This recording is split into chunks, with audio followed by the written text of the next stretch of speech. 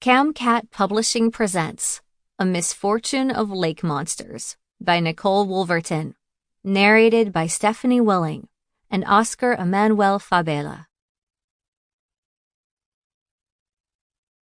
Monsters cannot be announced. One cannot say, "Here are our monsters," without immediately turning the monsters into pets. Jacques Derrida. Some statements and truisms about neologisms, newisms, postisms, parasitisms, and other small seismisms. The states of theory. 1. Lemon. If it weren't for the dry suit strangling me from toes to tonsils, hypothermia would have set in 30 minutes ago. And graduating from high school with all my digits intact is a record I want to hold on to. Inside the old Lucy costume, my toes and fingers scrunch.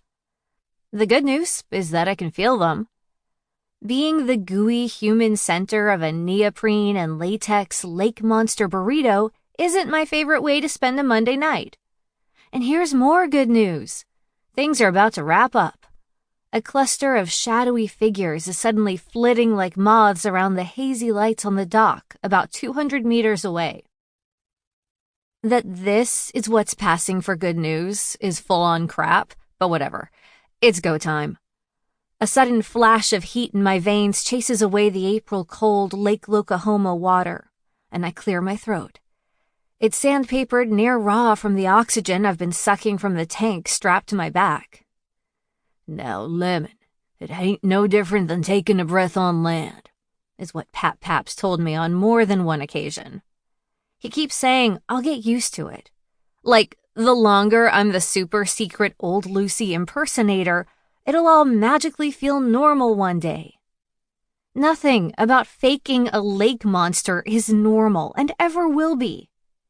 Not swimming around in a monster costume on a dreary night.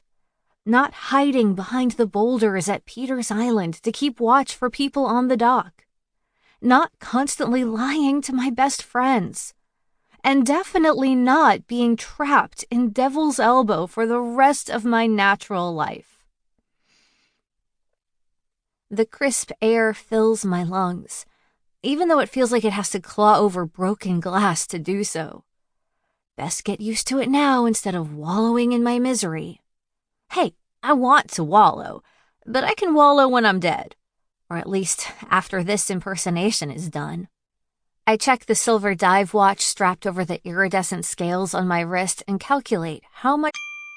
Sample complete. Ready to continue?